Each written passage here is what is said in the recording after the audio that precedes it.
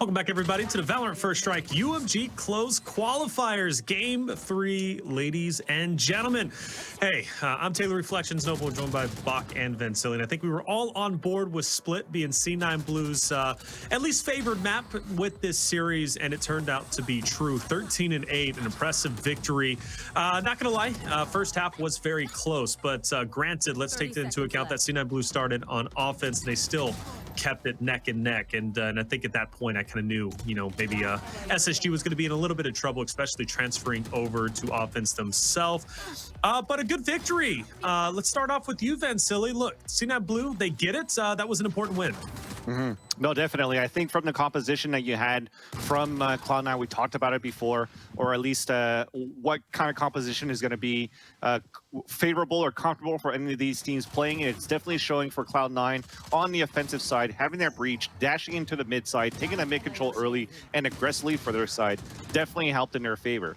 You try to see something very similar for SPACESTATION Gaming, but it wasn't towards that mid side, and it wasn't because, and first off, it's because they don't have a jet, right? So you can't really go as fast as you want up towards the staircase. But the second one is Boostio using those blast packs, as we see right now. That's twice he was able to do that, but he only did it with the frenzies. If he was able to move in with maybe even a rifle, as they're trying to do it for rifle rounds, these type of aggressive plays maybe could have paid off in their favor, where they could maybe upset or surprise Cloud9. But you saw how comfortable in the end Cloud9 were on the defender side. The amount of times that TENS pushed out towards the garage too, everything was just working on their end, just because it's a map that they're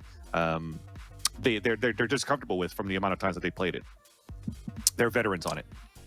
Hey, fair enough. I mean, it seems to be the case, right? I know C9 Blue, you know, they have a very long-standing history when it comes to Split. They're, and you know what, they're good on it, like you said, right? Again, you know, once I witnessed, you know, SSG struggling as much as I say struggling, but keeping it as close on defense, right? That's where you typically want to, you know, hit hard, take your early lead. So when you do go on offense, you can afford to give up some rounds, but it just wasn't the case.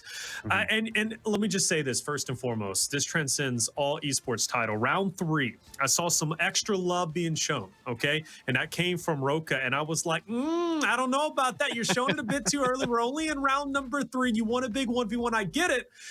But it came back to bite him in the butt, because Mitch then was the one finishing it, showing some love himself. So, hey, if you're going to show the love, you better win the game. That's all I got to say. But look, let's check it out. We're going into Ascent, and Bach, this was a close one, right? And the last time that they played against each other on this map, it ended 13-11. Cloud9 Blue, you've been watching them tonight. You've also been watching SSG. Who do you think has the leg up going into map number 3? It's tough. We talked about it coming into this. What we needed to see was whether or not Cloud9 was going to win that easily. And I don't think that they won it easily. The lead was definitely favorable, but not like a blowout victory like we potentially expected to see, just based on the history for SSG. I wonder what the mindset of SSG is now coming into this third and final map. You know, I kind of wonder what it was going into that second map. You know, like, hey, you know, this is not a map we play all that often. We're typically, you know, not the type of team to end up on Split, so things might not go our way. Let's just play our game, see what happens, and not get too discouraged, and then go into that third and final map. I don't want to say it's a coin toss, but I think the first 6 rounds are really going to dictate who ends up taking control of the game. I think like the first half, or the first quarter, if you will, is what will dictate who's going to control the pace of the game and potentially who will take the series.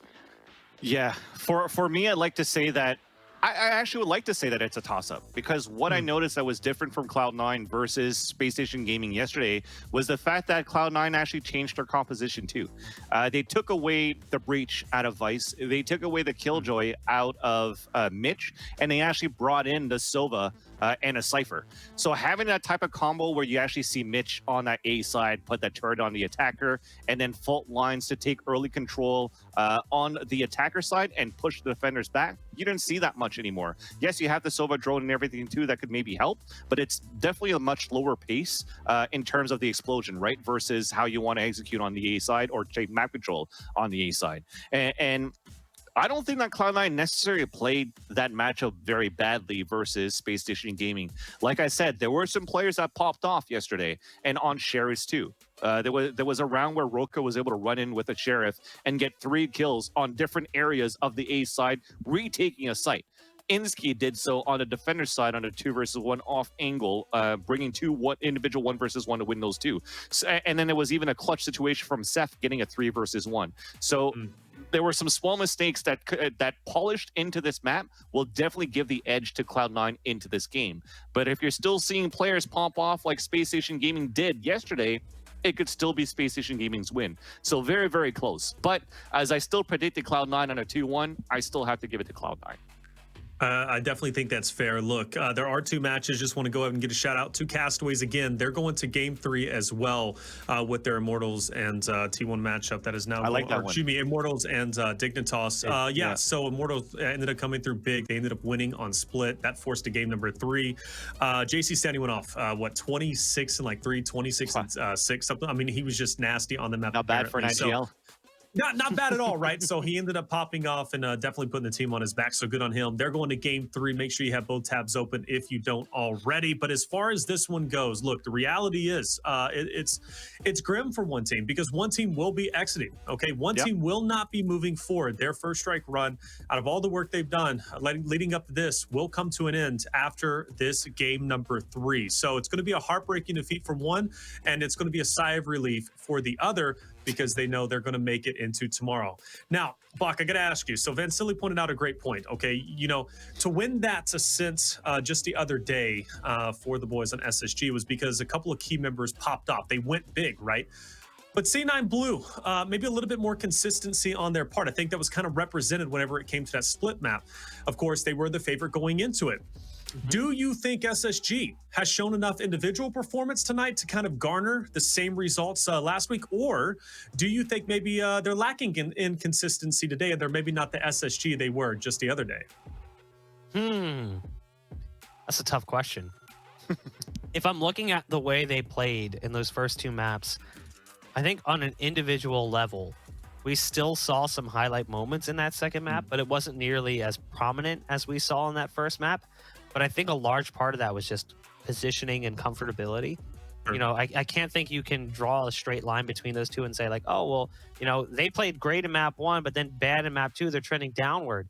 Man, I got to fall back on my safe bet, which feels weird, but I feel like it really is going to be dictated off the start of the game. I really feel like, you know, you're going to see a team pick up momentum, and they're going to build up some confidence, and you're going to see some huge plays come out. Like we talked about it coming into the series, that's how Roka plays in general. Roka has always played better when things were clicking, when the team had a positive attitude and mentality.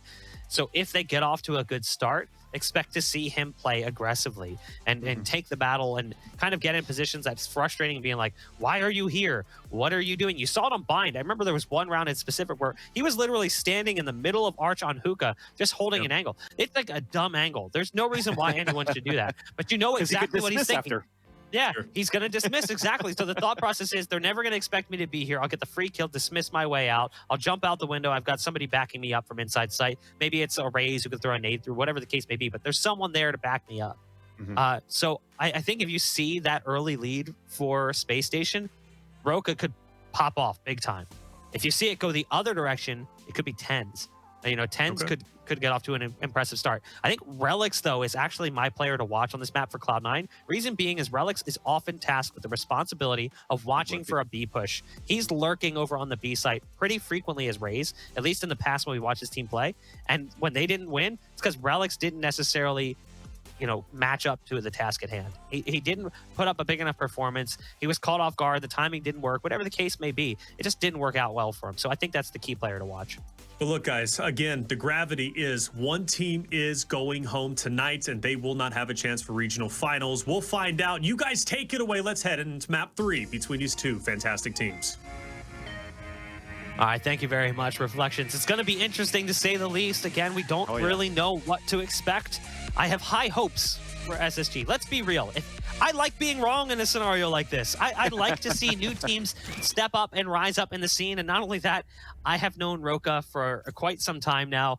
You know, my time spent in semi-pro CS and also involved in a little land called Fragadelphia had me get very close to Danny. So I hope For his sake, he's able to find the win, Wow. but my heart still says Cloud9 is going to take this one, and Tens kicks things off with a bang. Mitch is there with the backup as well. Cloud9 gets full access to the A site, a follow-up onto Insky, and this round is looking ominous as Cloud9 starts quick with an A push. Gotta love those right clicks, especially as Tens wheeling that as that jet pushing in and getting those kills. Somehow, the first one, point of contact, I'm pretty sure that was Roka at the ramp. Yes, he was actually a little bit blind from the paranoia, but Tens was close enough where he could probably see him as he's nearsighted to get the kill. But you have 3 players that are low HP as they are going for this retake attempt. Kaplan spotting one here. They're going for the wallbang. Double frenzy to get the kill. But now here comes retaliation instead from the hell side. After that dart that came out, a turret on the top 2, a long range frenzy to connect onto Vice, but it's traded off to Mitch. Speaking of Mitch, switching out from the Killjoy, switching out from the Cypher into a Killjoy on this map versus yesterday, but it's traded off by Relics in the end, and Cloud9 Blue with a very, very explosive A-side take will win this pistol round. Fast plays work out well. They just dive bomb the site. Heads down and crosshairs up. Cloud9 just completely obliterated the defense there. And now they stack all their eggs in the B basket, it looks like. A lot of players currently sitting outside B. Vice is going to send a deep shock dart over towards short. And there's the door being shut by SF. I do like this setup currently, but this paranoia is going to make this a little bit awkward. So there's the flash coming through. They have a freebie kill, and yeah, never mind. As cool as that setup could have been, it's completely eliminated by a boombot and a shotgun in conjunction with the paranoia. That's all it took to completely decimate the push. And now even Tens finding one more. You know he wants this last one too. He wants the 4K on that shotgun. It's close, and he gets it. At least you had a little bit of connection going on there from the sheriff of Roka, able to connect once onto Tens, but in the end, it will be that 4K that was being searched there from Tens that will make this a 2-0, sorry, on the scoreline. And I was just trying to look back here in terms of SSG, their composition, same thing for Cloud9 Blue. Like I said, they got rid for Cloud9 Blue of that breach, and they brought back a Sova with Vice. But the thing is, as well as SSG, I remember maybe 1 or 2 events ago, we interviewed Kaplan and said, you know what, from the composition that we have, we really needed to have a breach into our composition. And maybe they were thinking that the fault line and the flashes were the key factors for them to try to get these rounds. But now you see it. They switched it back out. They have a Sova back in the hands of Kaplan, and the same thing for Cloud9, where it seems that the breach maybe not as viable as you're talking about. Pick, off pick, pick, off pick. And this time, no breach here, and a first kill as SF falls down on the staircase and shock darts. There you go. You don't have a breach, you got shock darts for kills. Spike planted. Insky and company trying to get back in after Cloud9 again gobbled up site control. And this time the bullets are pouring through the wall and they're going straight into the belly of Roka. You can hear the groan come out from Reyna as Roka looks to gain an advanced position. We talked about how important this would be. Look at this late play coming in though. You've still got Sova in B main depending on the peak. Wow. This is brutal. You know, I don't want to pretend like I'm some sort of philosopher, but I looked at the early game as the pace setter. You know, what's the pace going to look like and who's going to be the one that sets it? And right now, it seems like it's going to be a blistering pace, and Cloud9 is going to be in control of said pace. Yeah. Tens is 7-1 right off the rip. We're just 3 rounds into the game. The good thing is that they also control the post plan so well. You saw it from the first share shots. Information was given away because audible cues from Roka getting hit. Blast packs. darts. Let's stop talking because they're rushing straight into the A side again, but Rolka connects with the headshot from Generator. Quickly traded out though by Relics. Already the defense on the A side. When we set the shares could ring true here for SSG, it got immediately denied here by Cloud9. They get into a site, it's going to be a 4 versus 3. You are trying to move in with these pistols, and a nice dart actually as you're trying to spray through, but that's not going to kill anybody there. Full HP, or very healthy at least for Cloud9. And things are looking not too great for SSG to try to get these rounds, especially with the lockdown. 2 of them will get detained, so it's going to be a bait. You're going to try to get a kill there from Seth, but it's not going to happen. Even a temp of a knife kill, you're able to make a way through the corner at least, and it's going to be Relics. Adding up a 4K, 1 was from TenZ, 1 now from Relics, and we have 4 unanswered rounds for Cloud9.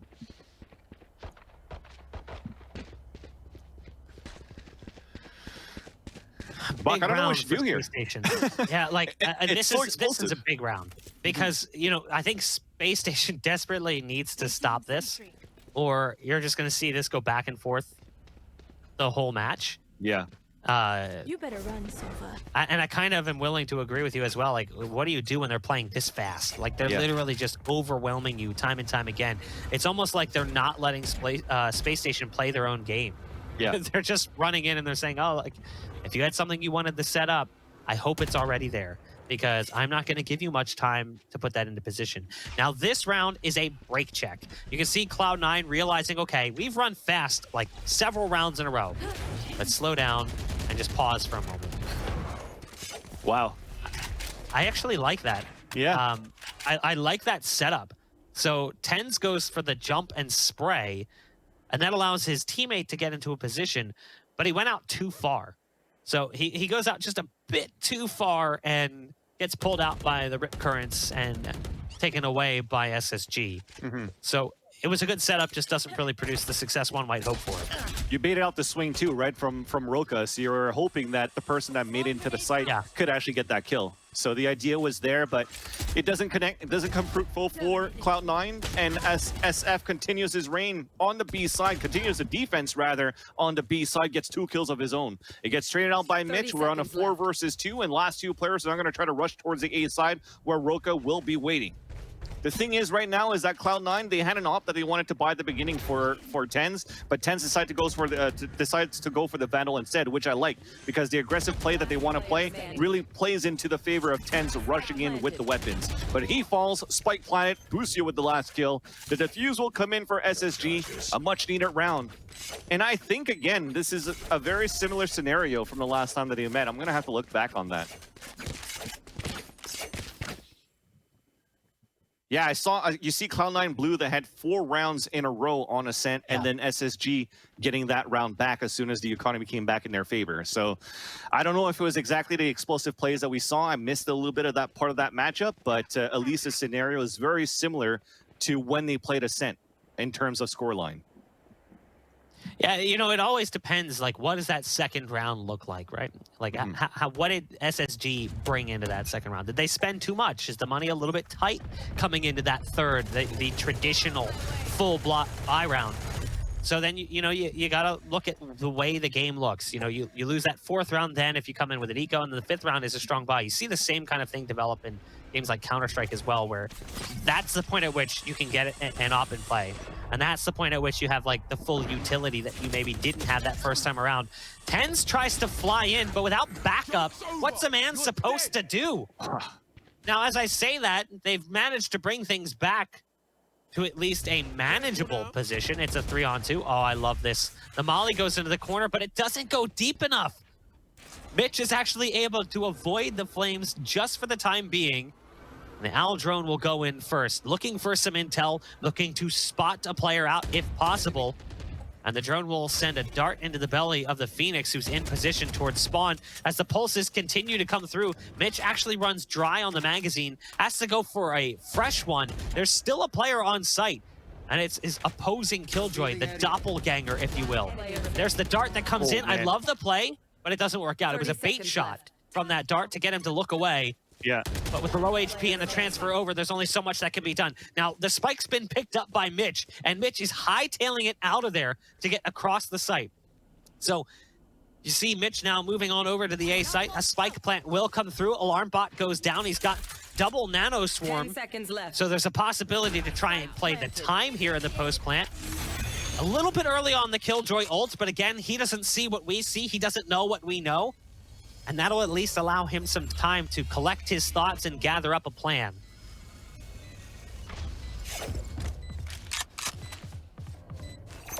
Placing swarm grenade.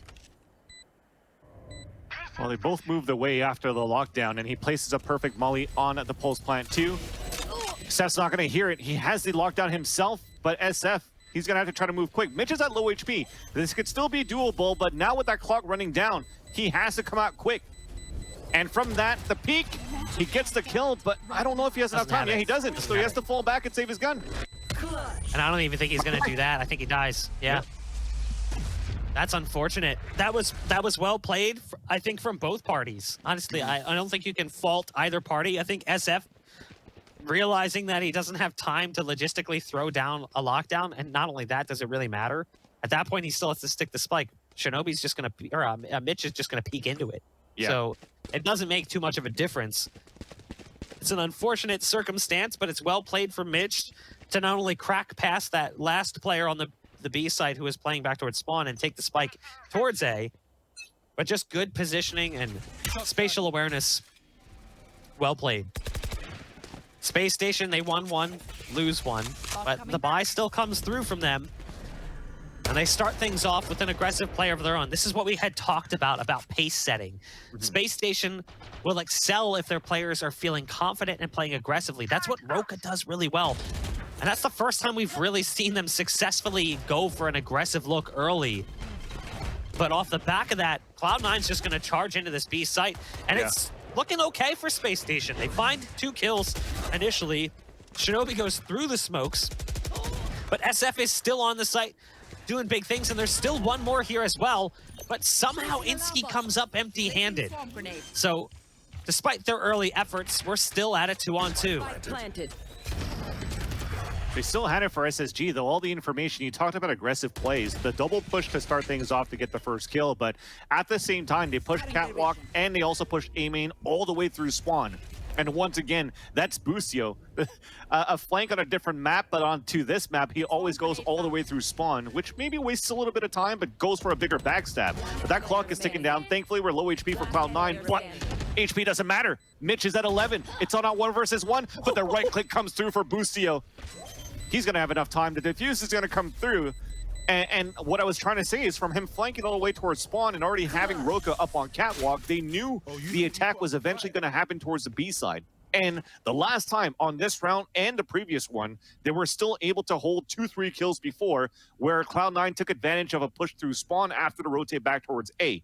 So initially the hold is great, but after the action kind of calms down, Cloud9 is able to take advantage of the map after, despite them having the loose players at the beginning of the initiation. So it's still going to be a very tough round, very tough rounds for the defender side of SSG to win, which is what you see right now. A Guardian small shield, another player with a small shield. It's not easy ones that they're taking. I love this. Cloud9's trying to get aggressive, but Boostio has the same idea. So they just run at each other, and the curveball with so many bodies lined up. All he has to do is just hold down Mouse One, and he finds 3 kills. Well played from Boostio. I like the approach from Cloud9, because we know how well it's worked for them when they've played fast. This time, they just ran into a force that they couldn't deal with. Yeah. Now it comes down to 1 player remaining. It's Vice. It's a 1-on-3. It's not impossible. This is winnable. He's got his ults available as well. He's still got a recon dart. He's got the owl drone. So there's opportunity and possibility. He could isolate some of these players as well. It's all going to come down to timing and position. So Vice, now moving in, has to deal with the fact that the window is still up. But gonna just go around it, and I really like this play. Has potential for sure.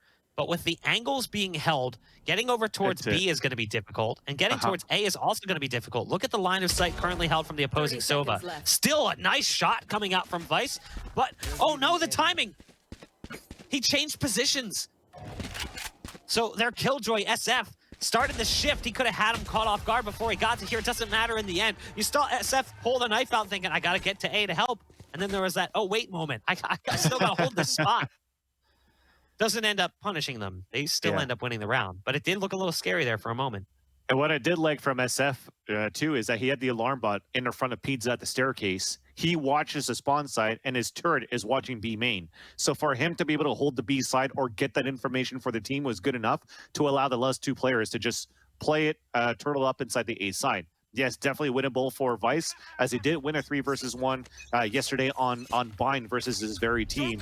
But this time, when it was a little bit unfortunate. I mean, Tens was already in an angle where he looks inside the A site, but did not expect a face-to-face confrontation with Boostio, who he himself, with a run at bat, will see that Mitch is just outside the cabin.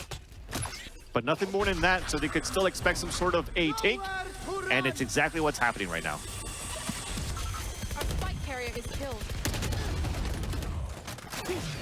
Fly into the site and it works out nicely. They find some success and Tens upgrades from the shotgun to the rifle. One of the more promising rounds we've seen from Cloud9 in the last few, as Space Station has looked pretty solid. You should run. But now Cloud9's in a solid position. You see what they're doing here. They're using the ult of the Hunter's Fury to take out the lockdown. We've talked about this before. Damaging ults can cancel lockdown, and that's what Vice does. It's really well played, well timed as well, and it kind of flattens out the possibility of a retake. Now it's a 2-on-4, and you don't have that ult as a backup plan. They have to try to just get away. Boostio, at least with a good flash, will allow them to escape with their lives, but they're just trying to grip onto their rifles and bring them into the next round. And that's definitely one of the reasons why you wanted to bring a Silva into this lineup instead of a Breach. Having that, maybe not getting a couple of kills, but able to use that lockdown, because you just saw quite a few rounds ago when it was that 1 versus 1 versus Mitch and Seth. When that lockdown is down, you're out of position on a retake, you're winning so much time for the one that's put in a lockdown down for the team. So being able to have a Hunter's Fury in your arsenal, just in case that timing is right, we haven't seen many of those Hunter's Fury looking for kills right now. It's really to try to cancel out for versus the ultimate, and it pays off very well for Cloud9 at this point. So 6-3 for them right now, where SSG, when we're looking at the scenario the last time they faced off, I think this was pretty normal too. Most of the rounds that it got for Space Station Gaming were on the attack. So being able to claw down a couple of these rounds earlier on in this first half could still make it a very difficult matchup for Cloud9 Blue once they take the defender side themselves. And Boostio is once again trying to take the matters into his own hands. He's able to take one. He's traded off, but knows that there's 2 more at A main that he can call off for his teammates. So right now you still have one jumping in the back of the fountain. That's going to be Insky as that omen, just in case if he sees that Cloud9 are looking to take control back towards the A side, towards the mid side. But as he doesn't, you see nobody else rotating on the A side, because they think that the attack is going to happen once again towards A. The thing is, though, another big lurk coming in all the way from the B entrance, and that's going to be possibly the key play with Mitch to maybe try to force a rotation out. You should run. There's yeah, an ult especially being with popped. that. Yeah. It doesn't look like Roka's falling for this one, but he does change positions, goes inside the door. 30 seconds left. And that's going to allow them to just get right on out. So the smoke comes through, but there's a gap, and Roka can play with that. There's the dismiss as well. SF has picked up the kill onto Bitch. Tens does eventually drop Roka, but they're already moving into position. They've already made it up to heaven as the spike touches pay dirt.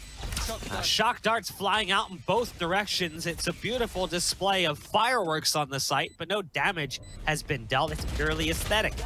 Vice in position, tries to do a lot, but only does a little. 1 kill for him, and it's all the pressure now onto Tens. Tens finds the first. He's got 6 HP. Just guesses wrong on the 50-50. It'll be SF to win the round for SSG, and they find number 4 on the board. We've had close half after close half in all of the first halves in these 3 maps that we've seen played out, and it's looking like we're going to get that again as Space Station is positioned to potentially find a 5th and 6th round. Now, the money from Cloud9 is good enough for a buy here. It's still not perfect. Vice has to go down to SMG. Shinobi likely to do the same. Ten's initially buying an Odin, but he's actually going to drop a rifle. So Drops the Got a rifle for Blade Storm. Shinobi Yep. and has the Blade Storm. Exactly. And Vice only has a Spectre too, so they're gonna look for something very explosive, possibly with the Blade Storm, going for the Paranoia, maybe towards B main, and then just dash into the site. Let's see if that's gonna happen. First off, it's gonna be the Owl Drone to clear things out. They spot one towards the staircase. The orb is up there. He's gonna double jump it, so he's probably gonna try to look back towards the staircase if they could. But this is going to be, you're going to expect something very explosive here towards the A side, especially now SF gets spotted once again by a recon arrow coming in from the attacker side. We're now pushing through. The first trades coming across from each side. As SF is looking back, oh, what a flick there onto Mitch. But 10 still moving forward. He does get the Blade Storm kill onto SF, picks up the Vandal, knows an opponent is close towards the market, but his team hasn't really moved in towards the site yet. Here's the weird thing, too, with the way those animations worked out, you could hardly tell it, but he actually got dinked on the cross. I'm looking at 10s. Now, Vice, with some good shock dart work, forces Roka to come straight at him after the dismiss ends. And now it's a 1v1. It is the mirror match.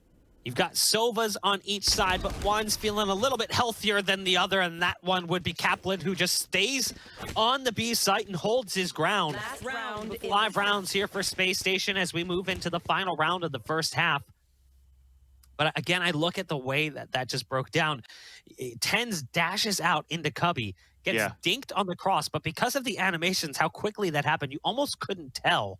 It was like an accidental dink. Like he switched targets initially. SF did amazing damage in that last round. And again, we're seeing the scenario we were talking about. Bind and Haven, not two maps that necessarily play to the strengths of Killjoy, but Split and Ascent are, and that's why you're seeing Split and Ascent with higher numbers for the Killjoy players of Mitch and SF. Yeah. And you're also trying to, I was also trying to figure out what actually prevented Cloud9 Blue from really getting into the site, because really Ten's only made it in there with that 4 HP. He got a couple of entries, but at the same time, towards the end of the round, you saw that Vice picked up a rifle all the way towards Shed. You saw a couple of players that were low on HP outside B main. So what did SSG really do to prevent them from pushing like that? It's gonna have to be some utilities from what they have, but they don't really have any type of utilities to counter it back. That said, though, they are holding back towards the A side. It's going to be a push through, but a 3 versus 1 in the end with only one stuck inside that site. It's going to be Mitch. Full HP, first kill. Bulldog in hand. It bites on the first. Cancels out the recon dart as well. He closed the door and pick up a Vandal. But the last 2 players, now he knows that it's going to be somewhere up towards that heaven. And especially with that peak, spots them both, including the turret. So with still plenty of time, he could still make it a death match. That's 2. Separate 1 versus 1, and clutches that round on a 2 versus 1 to make it 7-5, winning and a half for Cloud9. Now they switch sides as well. We'll take a look at the replay from that last one. Just dirty shots coming out from Mitch. A nice little 3K at the end of the first half. He finds himself at 13-7, So 13-8 for his counterpart. A very similar scenario, like I mentioned before here on this matchup for this team. SSG this time on the attack, still using the frenzy into their favor with no armor, but they don't really have anything to dash in, right? You don't have that boost here with the satchel charges to try to surprise up opponents close range. You don't have any jet to try to push forward, so you're really trying to utilize, oh, okay, it's going to be a very passive play. They're expecting some kind of a B push, and hopefully that the turret could spot him, and then they could re-attack later on. Could also be from a recon dart that they're trying to avoid at the beginning of the round. And there you go. They're trying to move in, and they're going to look to explode very soon. A stark contrast from the pistol round we saw in the first half, which was just pure speed into the A site. A much slower take coming in here. The Nano Swarm helps slow things down. The Blaze Wall that went up is not really as useful as they might have hoped. And there's some good damage dealt currently to Space Station. They finally start working their way in, and the dark cover is down on the door that allows them to get across. Now, Boostio just runs straight at them. An interesting decision, to say the least, but they will guarantee a spike plant out of this. Dark cover's down on top of the turret, so it won't spot them on the cross. There's an alarm bot going down, taken out as it's spotted almost immediately. Recon Dart also being dropped. Smoke's going out. With the turret falling, they've got the ability to come more towards sidewalk as well. TenZ spamming some shots through the door and through the wall. Not necessarily hitting, but very close to the targets, and it's all falling apart. TenZ ends up finding a nice little three-piece on the round. He was strong in the pistol round in the first half, and he repeats in similar fashion here as Cloud9 find number 8 on the scoreboard. The question is whether or not SPACESTATION can fire back and pick up a big win like they did on Split. Yeah, but once again, it's just a great display of utilities from Cloud9.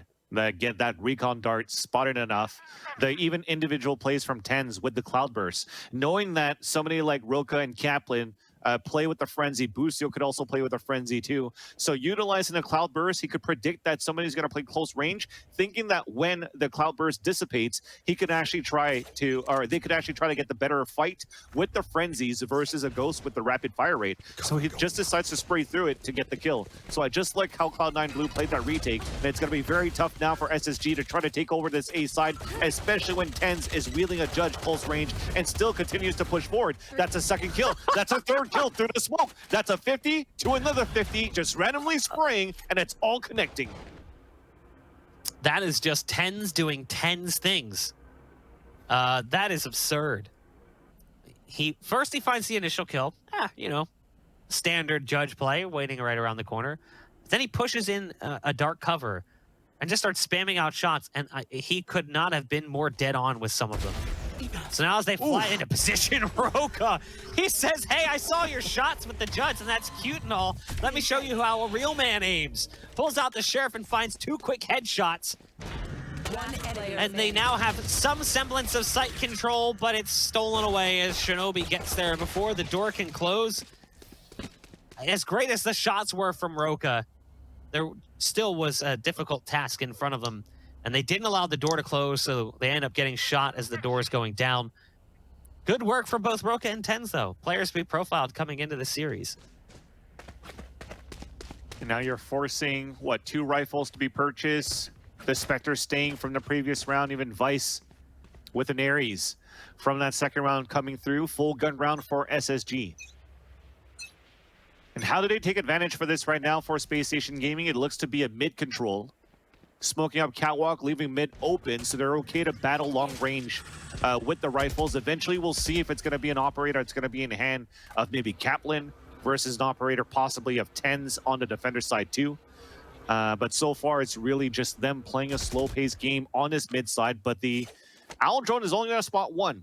I don't think he spotted Roka that was playing by that generator on that mid side, which allows them to just re-push forward and take this mid control to seemingly looking to pinch into the A side in the end, because that spike is still down towards A. You still have Insky lurking in that area as well.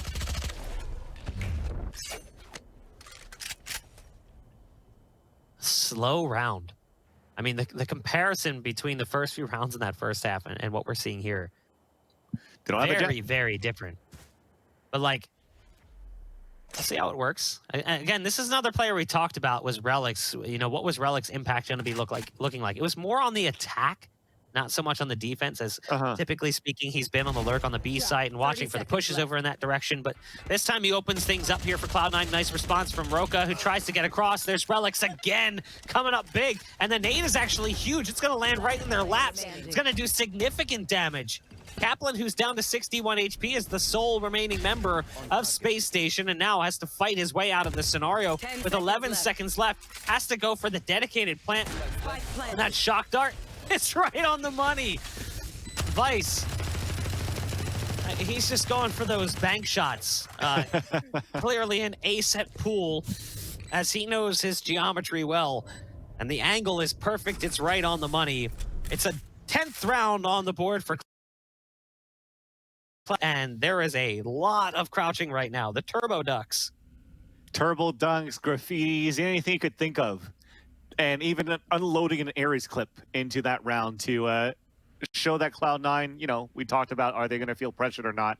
They're just having a fun day at school. And at the same time, though, I just have to feel a little bit frustrated of how Roka cleared that 50.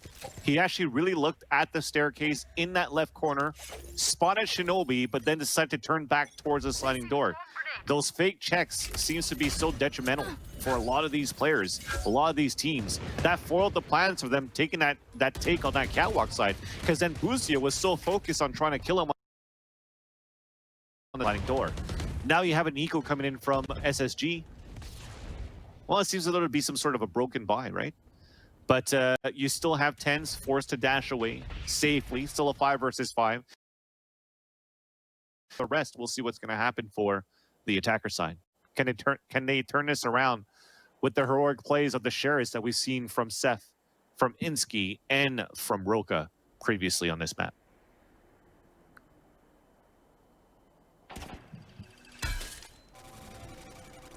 Space Station again on this slow play, methodically taking their time across the map. There's the jiggle peek that comes out initially from Relics, I believe that was, who's now switched positions. He was playing on the A side previously. Now he's over on B. The nade comes through, but it lands a little bit short, doesn't bank around the corner quite so much. Bustio has to be careful. There's one waiting on the stairs. It's Shinobi, who pops off in the round. Shinobi finds 3. Don't call him a boomer, as Shinobi's putting in work here on the defense. Now Roka goes for a heal, but with just a Sheriff and a target towards mid, not much can be done. Yeah. Cloud9 continue to look strong. And like we said, whoever set the pace early was likely going to be the ones who took the series, and that was Cloud9. Right off the bat, they charged sites 4 rounds in a row. They literally just rushed into sites. And after that, they saw Space Station come back a bit, but the foundation was already laid out. The groundwork had been done. And Cloud9 could build from there, and they have.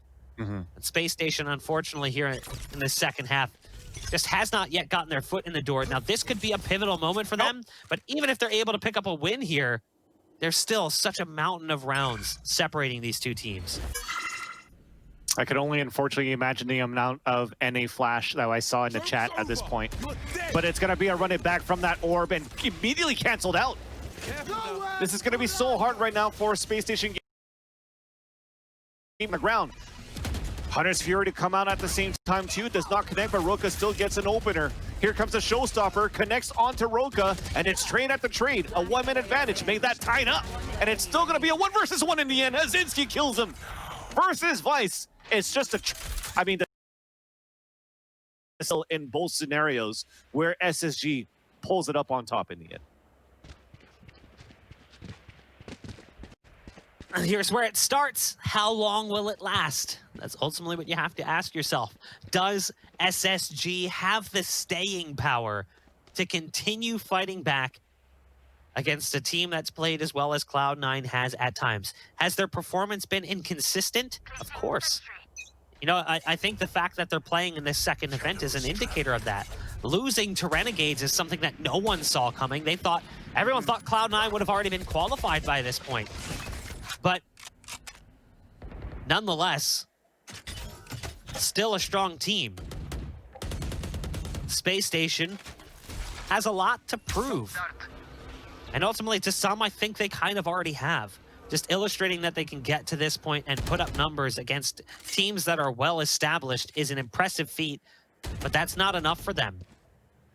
They've now got 5 rounds separating them from Cloud9 Blue. And again, they go back to that slow and methodical approach.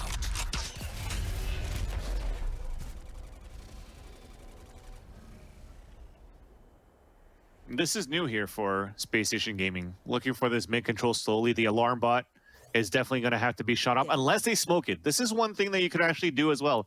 If you smoke it close, especially if they hear the humming, now they're going to shoot it off instead. Because you could smoke it and try to lurk around. Smoke that you could have with the Omen, and you have it early from the shadows coming in from Shinobi into the B site. So this sort of weakens up the A side. You have a lurk coming in from Roka, and the rest of them will execute towards A main.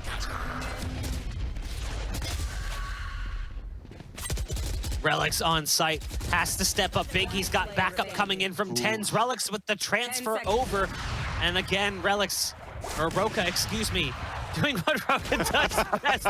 He's just messing with Mitch, but then he takes the duel, and it's pistol versus rifle, and he loses that one. So I think he's having fun with it, but ultimately, in the end, Cloud9 finds number 12, and you know, we said it was likely going to be a 2-1 for Cloud9, but I would have loved to have been wrong to see that story play out, because who doesn't love an underdog story? Yeah. And it's just unfortunate of how that Blaze Wall became their detriment for Space Station Gaming, because Busio put that up. I'm sure he was trying to go for a curveball through the Blaze Wall to help the team come through, but he eats a dagger in the face, and that canceled out everything else. They had to try to run in through their own Blaze Wall, and then it was just open season for TenZ and for Relics. When they had a 4 versus 2, it was just the perfect picks on that timing for Cloud9, and they hold their ground. They're holding it even more series and making it to the playoffs of the UMG close qualifier. And it starts off now with them being pushed out, or continued with them being pushed away from the ultimate, but they're not committing on this right now. It's wasted. There's the shots coming out, and it's all starting to spiral, but hold on. SF pops off, finds 3. Boostio is now in a 1-on-2, and oh no, Boostio actually runs into. Oh no, Boostio! He tries to dodge it, and it's just well traced by Vice. I mean, that's a dirty ult in the end. Cloud9 eliminating Space Station Gaming and moving on into the playoffs tomorrow. Look, man, it's heartbreaking. It really is. And Bach, I'm with you, man. You know, it's one of those things that, honestly, I wouldn't have been mad if I was wrong. I wouldn't have been mad if Space Station Gaming would have won that. You know, would it have been an upset? Absolutely. But the thing is, they made it this far, and to fall this, you know, to be so close to playoff, right? Be so close to qualifying, yet so far away, it is truly heartbreaking. But without question, you know, Space Station Gaming, I think, impressed a lot of people out there. And I know they gained a new fan, right? Including myself, right? I'm very, very happy with their performance. A lot of talented players on that roster, Boostio being one of them, of course. You have to point out, of course. And maybe Insky and Kaplan didn't have the best of games during that last descent. Honestly, you know, across the board, C9 Blue, very consistent. And I think in the end, that's kind of what did the boys of SSG, you know, kind of at least what gave it up. But Van Silly, what do you think, man? I thought it was going to be a lot closer. It wasn't. What was what kind of was the reasoning behind that? Like I said, when I watched their matchup at Ascent yesterday, it was definitely a couple of rounds that they kind of, not necessarily threw, but a couple of mistakes that Space Station Gaming definitely took advantage of. And that was off the back of some anti-ecos that Space Station Gaming had, and also Seth that was able to come in at times to win a 3 versus 1. Cloud9 looked a little bit out of position, I guess, at that point. But this round, or this match, this time today, they definitely brushed those things up. And when we talked about Seth needing to pop off, when we talked about Roka able to pop off as well, we haven't mentioned their name that many times. Yes, Roka had a couple of flashy kills, but they weren't kills that were round-turning kills for the team overall. The holes were just perfect for Cloud9 on a defense this time. I think the other thing you need to talk about too is not all round wins are created equal. So ultimately, like, you could have had the same scoreline 6 rounds into the game that you had in their match yesterday, but the outcome could have been incredibly different based on the way A, that those rounds played out, and B, the order that those rounds came together. If it's back and forth, or it's 5 rounds straight and then a few rounds here, like, that all very much matters. The way that Cloud9 kicked things off with 4 rounds in a row, and then you saw Space Station finding a few rounds and then trading back and forth, meant that Cloud9 pretty much consistently had money to fall back on. Economic control is huge. It's incredibly important. Yep. And as much as I maybe am sounding like I keep harping on that, it does matter. It's crucial. And I feel like Cloud9 in the last 2 maps had really good economic control. You know, Space Station had them on the brink a couple of times. If they just won 1 more round, it could have changed the pace, could have changed the storyline of a half. but they couldn't get over that hurdle. So Cloud9, I think making it work with 4 Spice is probably one of the biggest pieces of this. But, Sure. you know, Cloud9 setting that pace early on definitely made it difficult for Space Station. I mean, yeah, economy is widely regarded as the most important thing, right? Whenever it comes to this, how many times was Roka resorted, you know, or at least having to resort to using a sheriff? Now, granted, he was popping off that one round where Tens came through with the judge, picked up 3, but then Roka followed up with 2. Of course, C9 wins that, but I mean, come on, it's plays like that where economy would have potentially made a big difference, right? Where, of course, SSG ended up falling behind. Again, disappointing for SSG, but they made it far, and congrats to them.